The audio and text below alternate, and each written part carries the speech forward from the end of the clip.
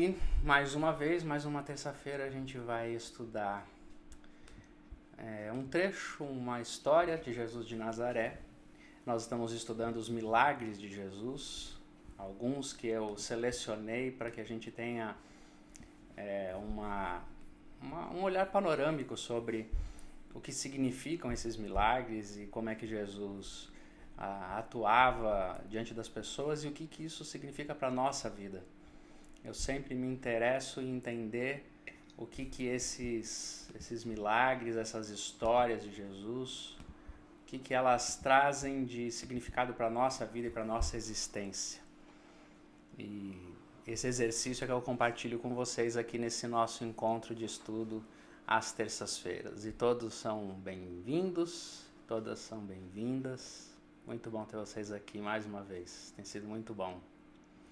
E hoje eu quero contar para vocês uma história de um milagre que Jesus Cristo realizou, curando um homem que sofria com uma doença que naqueles dias era tratada como lepra. Lucas, capítulo 5. Lucas é aquele nosso escritor que era médico e por isso ele tinha um olhar bem atento para essas questões, obviamente. Ele era um homem ligado às questões sociais mais importantes da sua época. Então, quando a gente lê no Evangelho de Lucas essas histórias de Jesus, a gente encontra alguns detalhes muito interessantes. E essa história que também foi registrada pelos outros evangelistas, Mateus e Marcos, mas Lucas conta que Jesus, chegando numa cidade,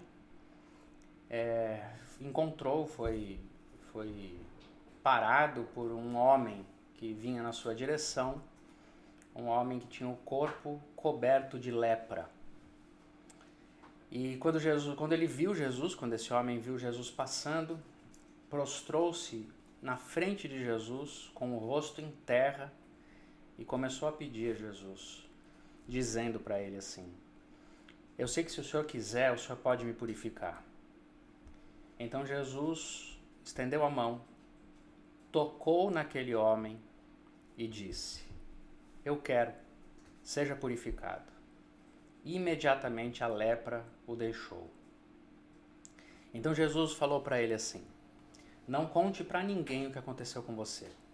Vá direto até o templo, se mostre aos sacerdotes e ofereça o seu sacrifício pela purificação, pela limpeza, pela cura que você viveu, assim como aparece nas ordens de Moisés, e que isso seja o seu testemunho. No entanto, as notícias sobre Jesus se espalharam muito rapidamente, inclusive porque esse rapaz não deu conta de não falar, e enquanto ia para o templo, saiu contando para todo mundo, e centenas de milhares de pessoas daquela cidade ficaram sabendo e vieram atrás de Jesus para que os seus doentes fossem curados de suas doenças. E aí Lucas termina dizendo para nós esse trecho: mas Jesus se retirou e preferia ficar em lugares secretos enquanto orava.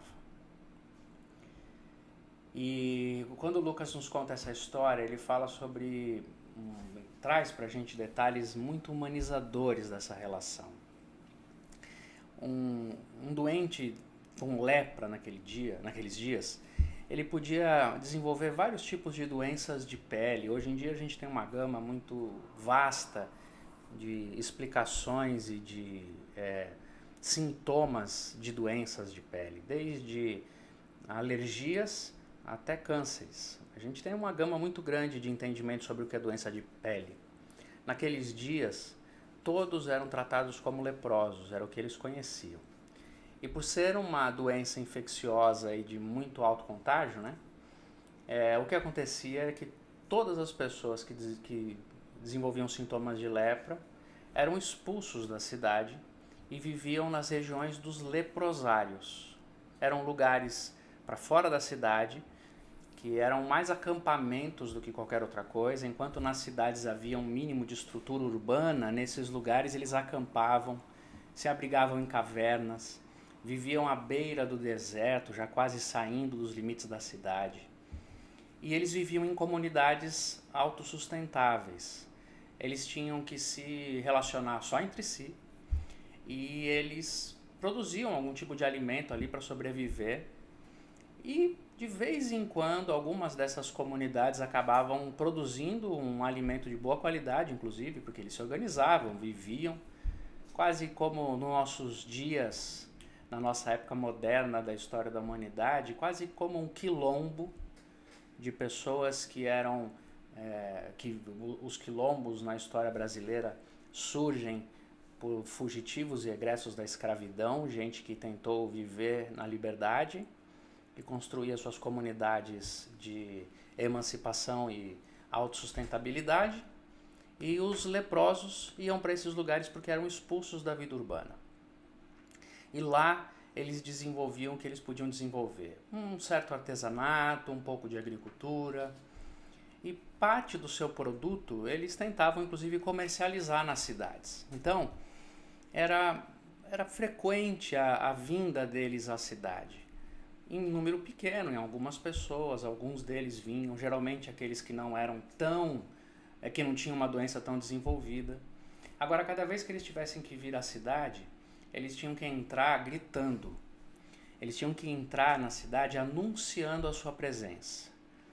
E assim eles podiam chegar em algum pedaço reservado para eles, expor seus produtos e se retirar mais distante dali, a fim de que fossem comercializados seus produtos e eles tivessem, numa relação de escambo, poder levar, tivessem a liberdade e autorização para levar alguns outros produtos que eles não desenvolviam para suas comunidades. Mas ao entrar na cidade, eles tinham que entrar gritando. E eles faziam o maior barulho que eles podiam fazer, já de longe, dizendo: eu sou um leproso e eu estou chegando. Com isso, as pessoas que não queriam ser infectadas se afastavam, iam para longe e deixavam com que aquele grupinho, 2 ou 3, passassem com os produtos.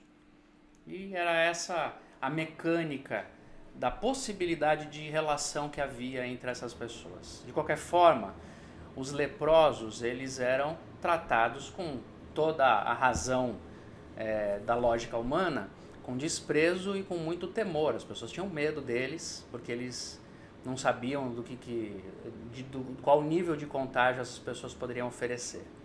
Havia muito desconhecimento, havia muito preconceito em relação à doença, em relação ao contágio, portanto, em relação a eles mesmos. Agora, era interessante e grave que algumas outras pessoas também eram mandadas para esses leprosários. Por exemplo, mulheres que não servissem para a prostituição e para nenhum outro tipo de trabalho de subutilização no meio daquela cidade, e que não tivessem nem marido, nem pai e nem filho. Uma mulher que não tivesse um homem para autenticá-la socialmente, para lhe atender às necessidades, para trabalhar e trazer sustento para sua casa, ou seja, uma mulher sozinha, abandonada, e que não servisse para serviços de prostituição ou tipos outros de serviços assim, marginalizados também, elas eram enviadas para esses lugares, elas eram expulsas da vida urbana e não sobrava para elas outro destino senão viver entre os leprosos no leprosário. E elas iam para lá. E elas começavam a se tornar pessoas de muita importância nesses centros de leprosos, porque elas chegavam e elas geralmente eram mulheres que já tinham facilidade com o trabalho doméstico, que tinham cuidado de uma família, que tinham ficado desamparadas, mas que sabiam como cuidar de uma casa. E, portanto, elas acabavam se tornando as mães desses leprosários, correndo todo o risco de serem contaminadas, correndo todos os riscos de sofrerem as consequências dessa relação. E não havia alternativa para elas tinham que ir para lá. Então esse cenário todo envolve a vida de um leproso nos dias de Jesus. Foi um desses que, chegando à cidade, provavelmente num dia de troca de mercadorias, numa feira, num dia em que ele poderia trazer suas mercadorias para a cidade, ficou sabendo que por ali estava passando o tal Jesus de Nazaré, que as pessoas já haviam falado que era um homem que era poderoso em realizar curas e milagres. Esse homem não somente saiu do seu espaço reservado para troca e para comercialização, mas ele foi na direção de Jesus e ele se ajoelhou na frente de Jesus. E para ele ter feito isso, estando Jesus seguido de grupo de discípulos e mais algumas pessoas, algumas dezenas de pessoas andando atrás de Jesus ali com ele, para esse homem chegar na frente de Jesus e se ajoelhar diante dele, ele não foi percebido antes, portanto ele não entrou anunciando: eu sou um leproso, porque ele sabia que se ele fizesse isso, todo mundo sairia correndo, então a chance dele chegar perto de Jesus seria quase zero. Ele arriscou com toda a coragem do mundo, sabendo que ele podia ser punido, gravemente punido por aquilo. Então ele chegou diante de Jesus, se ajoelhou e pediu por misericórdia. Eu sei que se o Senhor quiser, o Senhor pode me curar, o Senhor pode me limpar. Eu acredito nisso, eu sei, eu tenho ouvido o que as pessoas estão contando a seu respeito, então eu sei que você pode fazer isso. E Jesus então faz com um gesto, ele ensina pra gente coisas muito profundas a respeito das nossas relações humanas, de modo muito profundo. Porque primeira coisa que ele faz, ele toca no leproso. A gente às vezes lê um texto bíblico, lê um texto qualquer e não se atenta a detalhes. E eu sempre digo isso, é nos detalhes das histórias contadas pelos evangelistas que estão as informações mais profundas sobre o que Jesus Cristo fez entre os homens. É nos detalhes. Esse detalhe de Jesus Cristo ter tocado um leproso diz muito, muito para nós sobre eles, sobre o que estava acontecendo, suas intenções, tudo o que está acontecendo ali. Porque antes de falar qualquer coisa, antes de curar aquele homem, não mantendo distância física dele ali, pelo contrário, tocando aquele homem antes de ele ser curado, o que Jesus está fazendo ali é quebrando toda a carga de preconceito, de incompreensão, de marginalização que se impunha sobre homens como aquele. Aquele tipo de gente era tratado como gente não bem-vinda, que devia ficar longe, que não podia chegar perto porque senão contaminaria aqueles outros. Era alguém que tinha que ficar completamente distante de todo mundo que era considerado normal. Jesus então toca aquele homem. Se a gente fizer um exercício simples de imaginação, sabe-se lá quanto tempo aquele homem tinha desenvolvido essa lepra, mas o fato é que desde que ele começou a desenvolver essa doença de pele, as pessoas próximas a ele fugiram dele e deixaram de tocá-lo, deixaram de se aproximar dele, familiares, amigos. O primeiro distanciamento que ele viveu foi o distanciamento dos seus. Ele perdeu a sua dignidade de pertencimento, ele começou a deixar de pertencer a um grupo por causa do seu adoecimento. E depois é que ele vai naturalmente sendo levado a viver entre os leprosos porque não lhe resta mais convivência digna. Ele foi abandonado e rejeitado pelos seus. Sua sensação de pertencimento foi embora. Isso é a primeira coisa que acontece quando uma pessoa desenvolve alguma coisa, alguma relação, algum sintoma, alguma expressão que confronta, que agride, que amedronta, inclusive por causa de preconceito, aqueles que são próximos.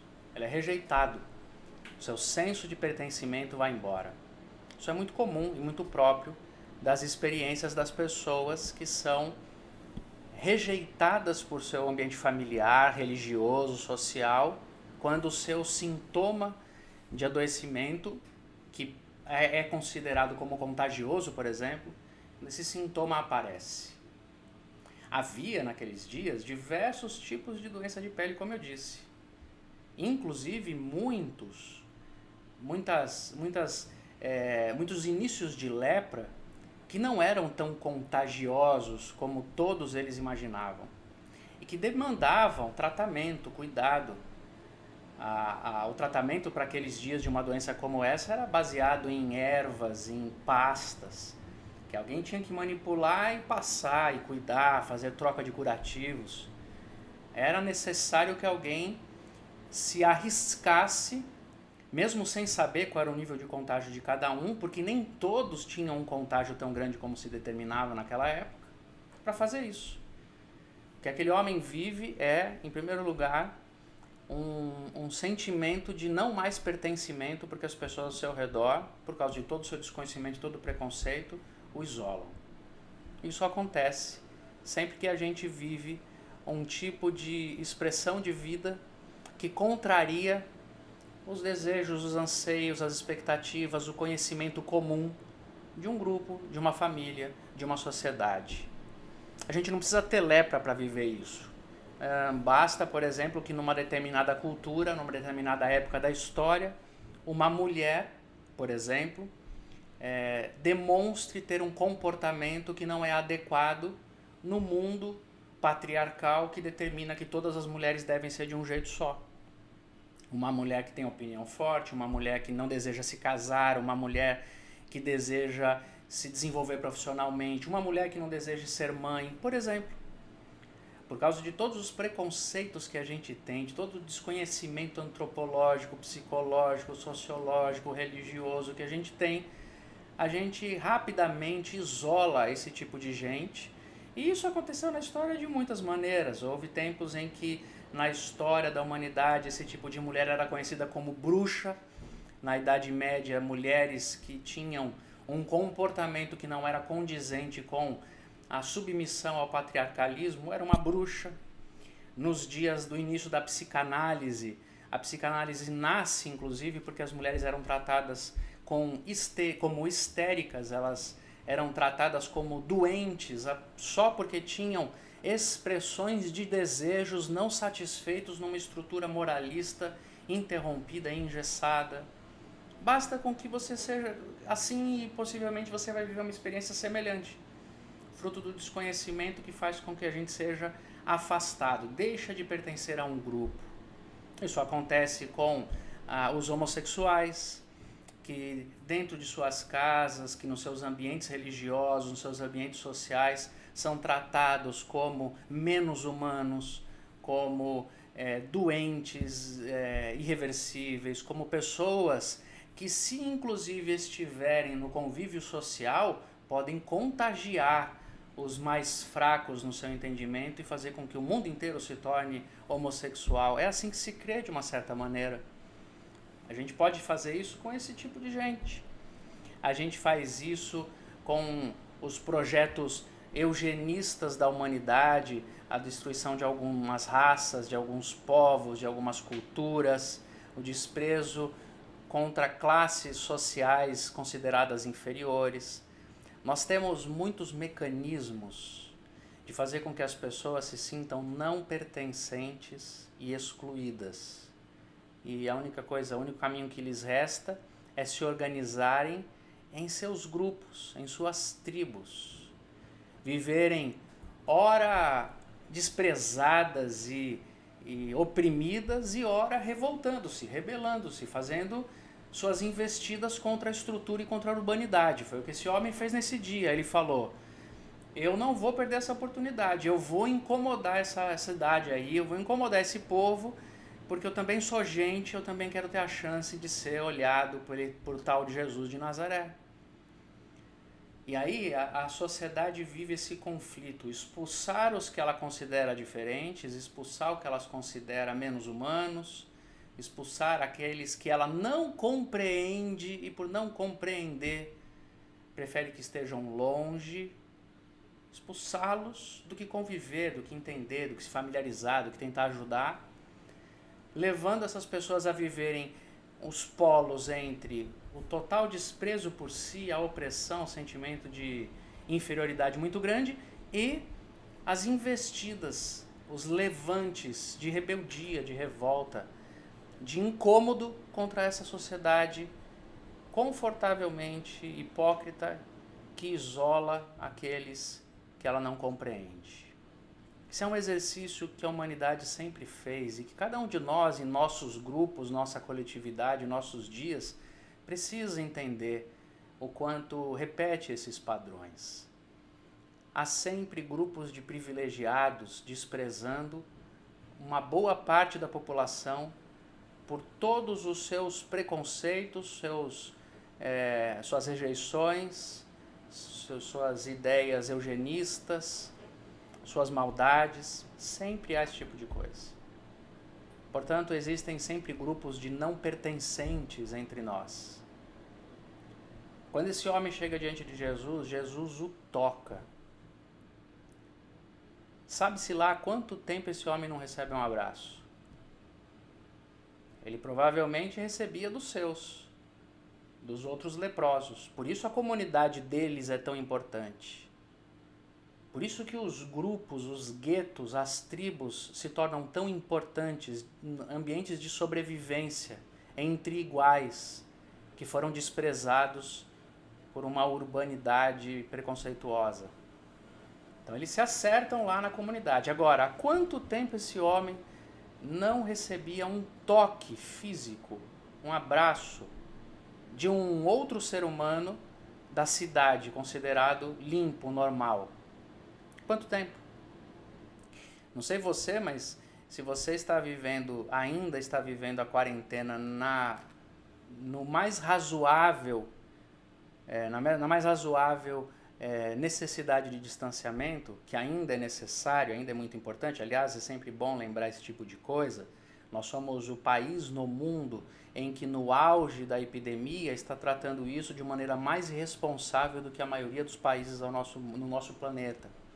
Mas se você ainda está tendo um certo cuidado, mínimo cuidado, de conviver não com tanta gente, criando seus mecanismos de refúgio, seus mecanismos de fuga ainda, mas se você ainda está se segurando um pouco, não está aglomerando e tratando como se não fosse importante e perigoso, você está sentindo falta de abraçar pessoas. Eu estou. A gente sente falta do toque, do encontro.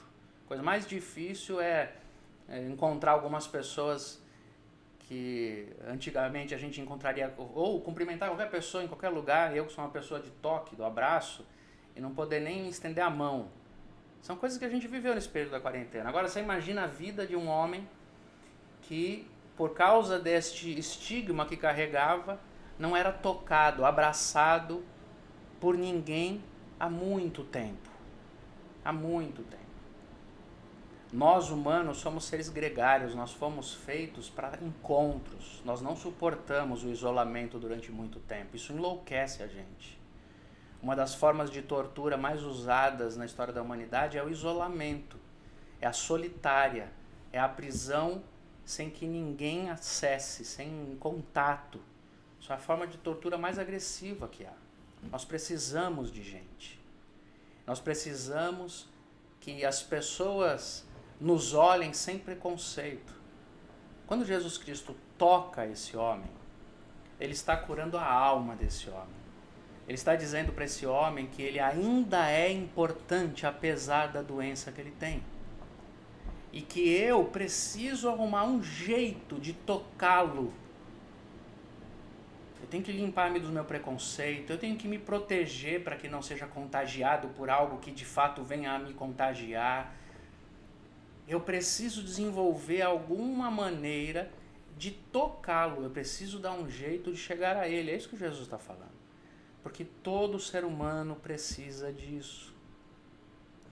Nós não podemos nos afastar e rejeitar aqueles que são marginalizados, abandonados, entregues à sua sorte.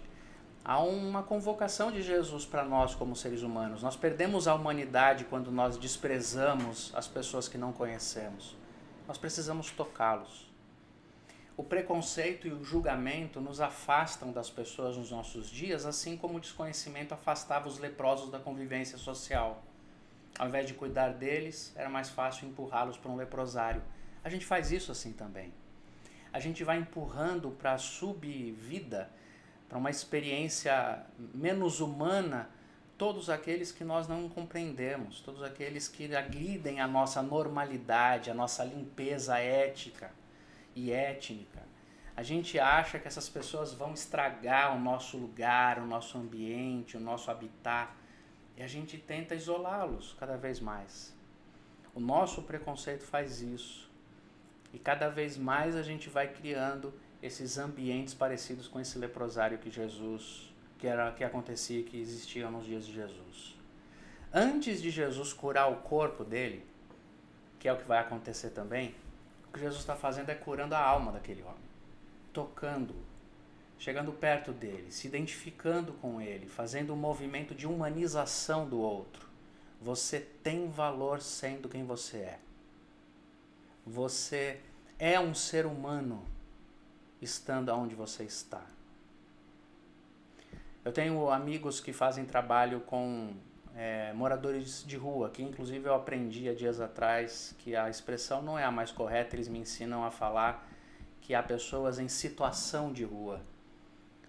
Porque tratá-los só como moradores de rua é inclusive um preconceito nosso de normatizar uma situação que deveria ser exceção e transitória. As pessoas deveriam ser sempre alvo do nosso cuidado numa sociedade, numa prefeitura, numa comunidade, e deveriam ser sempre vistas como pessoas que precisam de acolhimento, e não como se fosse normal que algumas pessoas simplesmente habitassem e morassem ali. E uma das coisas mais importantes que eu aprendi com essas pessoas que cuidam de pessoas que estão em situação de rua é que o que de mais importante eles que se ocupam dessa tarefa de irem na direção dessas pessoas, o que é de mais importante no trabalho deles é sentar-se, perguntar o nome daquelas pessoas e conhecer suas histórias. Existe um trabalho feito por um grupo de jovens, meninos, que os mais velhos têm 24, 25 anos de idade, em São Paulo, chamado SP Invisível. O trabalho desses meninos é ir para as ruas da cidade e, obviamente, eles levam recursos, eles dão comida, eles ajudam de todas as maneiras que se é necessário ajudar pessoas nessa situação. Mas o trabalho principal deles é sentar ao lado dessas pessoas que estão nas ruas, perguntar seus nomes, conversar com eles. E eles fizeram um trabalho de registrar as histórias daquelas pessoas, inclusive lançaram um livro, além de terem um blog, terem Instagram.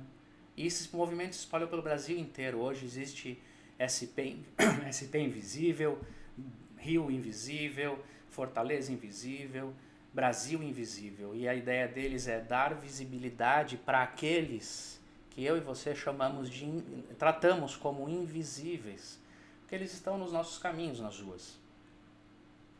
E eles nos incomodam, inclusive.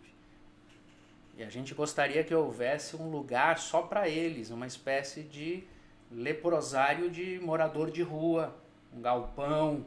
Isso é um problema que a prefeitura tem que resolver. Aliás, sempre que eu tiver a possibilidade de votar em candidatos que se preocupam com os mais pobres e mais necessitados, é nesses que eu vou votar, não me importa o que os outros pensem. Mas a gente olha para essas pessoas, eles são invisíveis para nós. E esse grupo de meninos, e junto com outros tantos grupos mais antigos, como o grupo dos Irmãos Católicos organizado pelo padre Júlio Lancelotti, que é um santo entre nós, atuando em São Paulo, essas pessoas nos dizem o seguinte: a coisa mais importante desse trabalho é sentar ao lado dessas pessoas que estão nas ruas, perguntar seus nomes, suas histórias, de onde vieram. Porque eu e você temos uma tendência de olhar para essas pessoas e ficar pensando, estão na rua porque querem.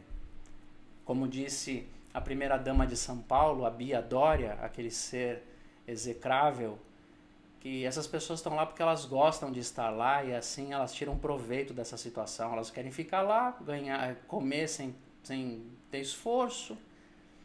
A família Dória, que é a extrato da elite paulistana, eu, sendo um bom paulistano, posso dizer sem medo, uma das elites mais retrógradas e nojentas do nosso país, que trata essas pessoas desse jeito. São os organizadores dos leprosários, dos indigestos, dos indesejados.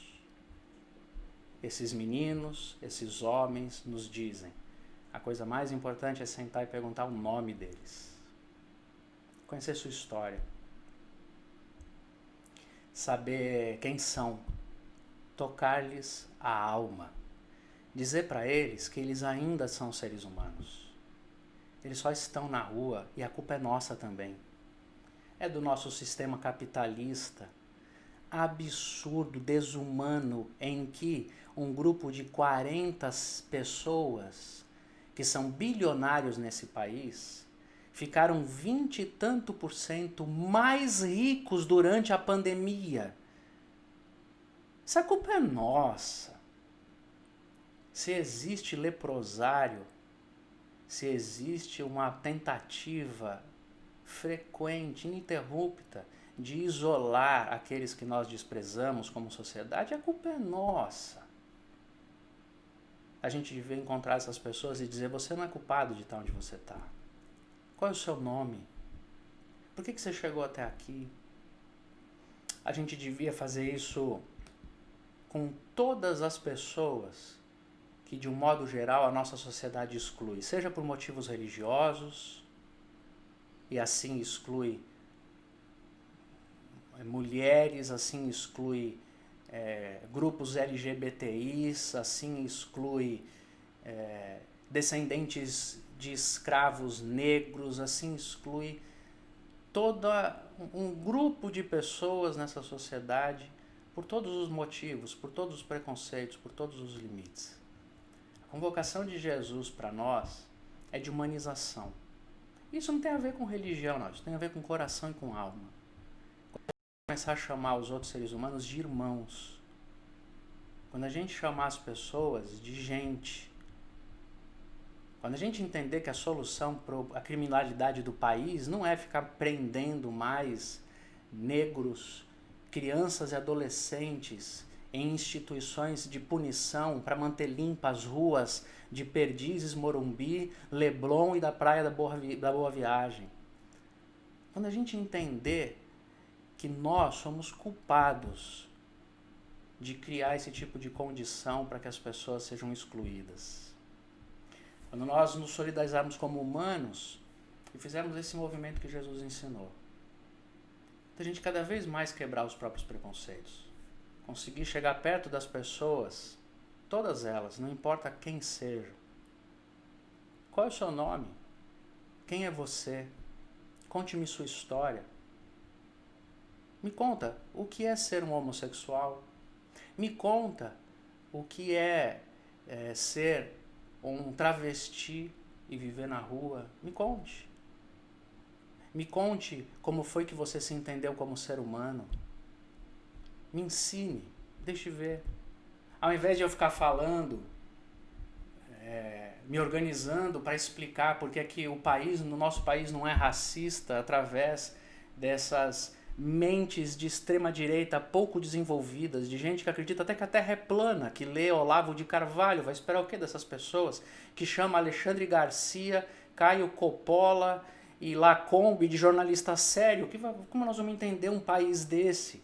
Ao invés da gente se alimentar dessas idiotices de pseudo-historiadores querendo ensinar que o nosso país não é racista ou que a gente não tem nada a ver com isso, por que a gente não começa a chamar os nossos irmãos pretos, escravizados de uma maneira demoníaca pela história ocidental, cristã do mundo americano? Por que a gente não chama essas pessoas e chama-as para perto e diz, me conta uma coisa, o que é se sentir rejeitado? O que é preconceito? Me ensina para eu nunca fazer isso com você. Como você se sente quando você é desprezado? Por que falaram isso do seu cabelo? Como você se sentiu quando a sua filhinha quando ela descobriu que ela é pretinha, só quando ela estava na escola sofrendo bullying?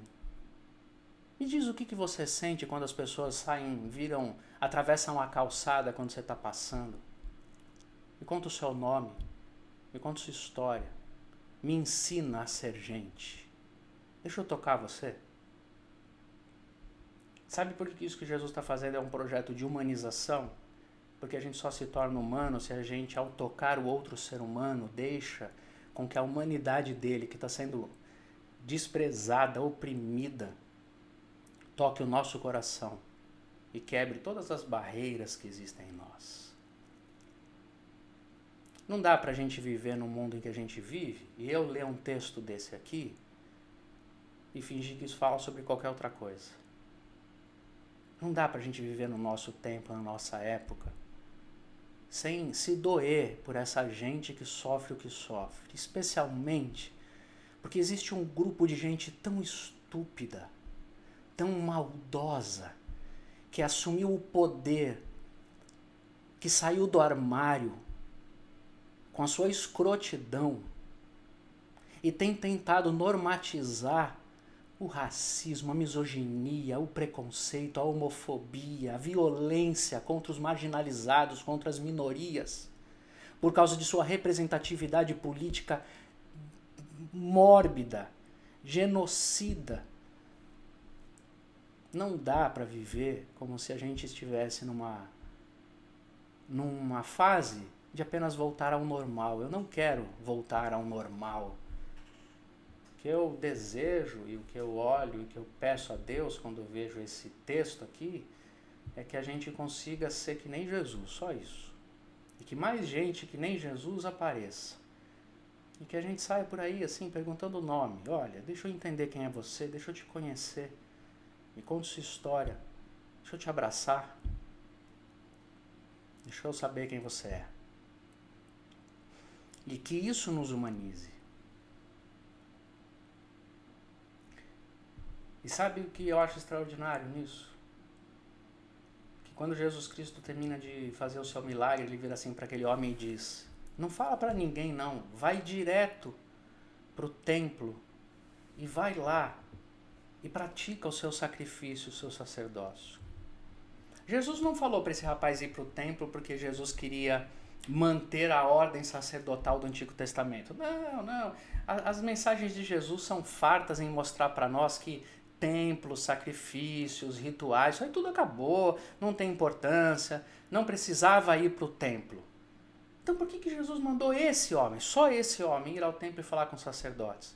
Porque esse homem era um homem que, por causa da sua lepra, há muitos anos não podia ser gente, não podia andar nos ambientes que todo mundo andava. Eu fico imaginando Jesus sentado aqui chamando as pessoas moradores de rua, que a gente chama de morador de rua equivocadamente, esse vício que para eu tirar é difícil. As pessoas que estão em estado de rua, em situação de rua, eu imagino Jesus chamando esse pessoal, dando um abraço, levando para casa dele, dando um banho, colocando uma roupa bonita e falando: vai para o shopping agora. Entra no shopping. Seja gente. Fala um lugar que você não pode ir. Onde você nunca pode ir. Nunca me deixam entrar naquele restaurante, então agora você vai entrar. Eu quero que você vá lá. Eu quero que você seja devolvido à vida. Viva. Ocupe os lugares. Ocupe onde você está. Nunca mais volte a uma vida de gueto. Nunca mais aceite o preconceito sobre você. Viva. Ocupe. Entre. É por isso que eu gosto muito de todos os movimentos chamados de minoria que ocupam o nosso espaço e que me incomodam muitas vezes. Eu gosto muito. Eu quero que eles venham, que eles ocupem, que eles estejam andando junto comigo, que eu estranhe e que eu seja liberto da minha monstruosidade conforme eu percebo o meu estranhamento e vença o meu preconceito, porque eu quero ser vencido nos meus preconceitos. Eu quero que eles me incomodem. Eu quero que eles estejam nas minhas praças, nos meus condomínios. Eu quero encontrá-los no elevador do meu prédio. Eu quero encontrá-los no shopping. Eu quero encontrá-los no teatro. Eu quero que eles estejam nas praias que eu visito.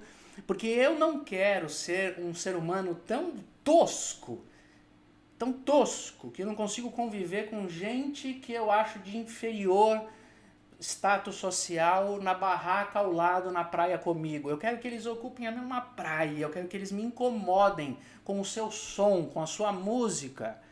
Cada um de nós olhando para aquilo com o seu preconceito, eu quero que eles estejam ali.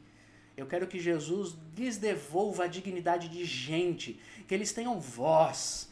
Algumas pessoas estão dizendo que o que está acontecendo no nosso país é uma reação conservadora a um grupo de gente que estava se colocando muito com as manguinhas para fora. Era muito direito de mulher, direito de LGBTI, direito de isso e daquilo, e que os conservadores disseram não, isso é muito ruim, e que isso é importante. É importante coisa nenhuma, eu quero que os conservadores se explodam.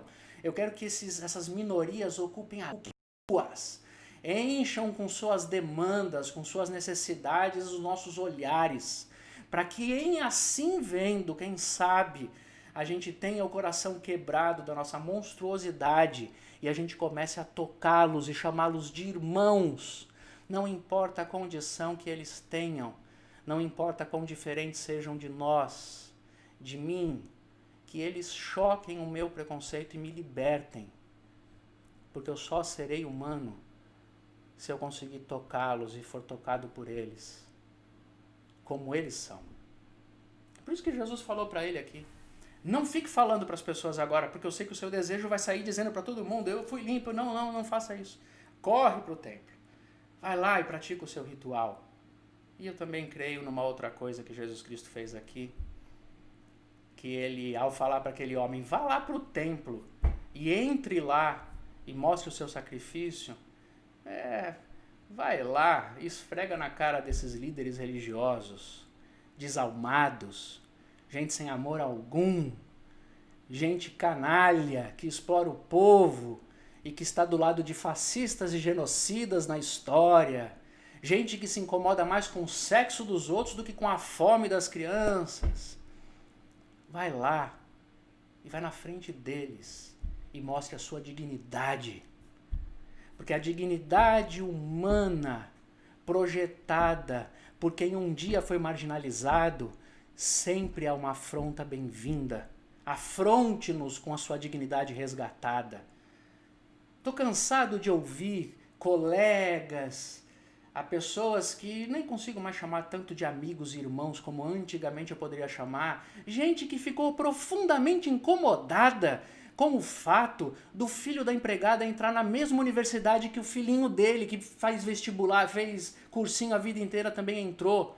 Ou pior, que o filho da empregada entrou no vestibular e na faculdade no lugar do filhinho dele, que não teve capacidade de passar no vestibular. Estou cansado de ouvir gente olhando com o olho torto e dizendo que essas pessoas agora até carro compram celular melhor que a gente. Eu quero que eles comprem mesmo.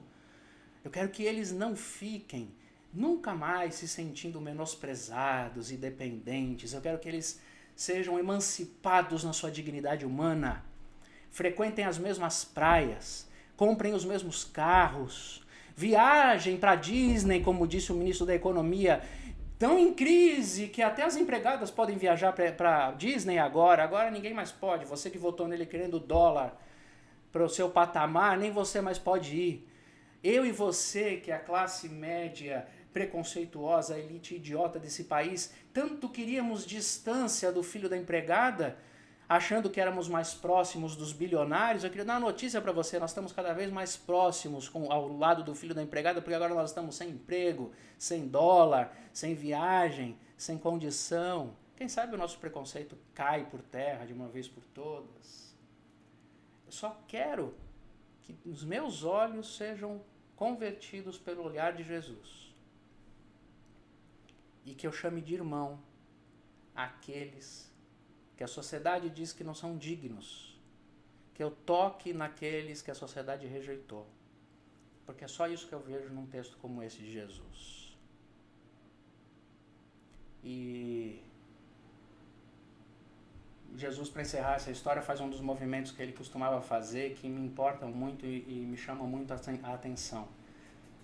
Sempre quando ele tinha essas experiências conflituosas entre pessoas e situações que ele enfrentava, quase sempre o texto nos conta que ele se saía para se retirar e orar sozinho, quieto, preservar o seu coração.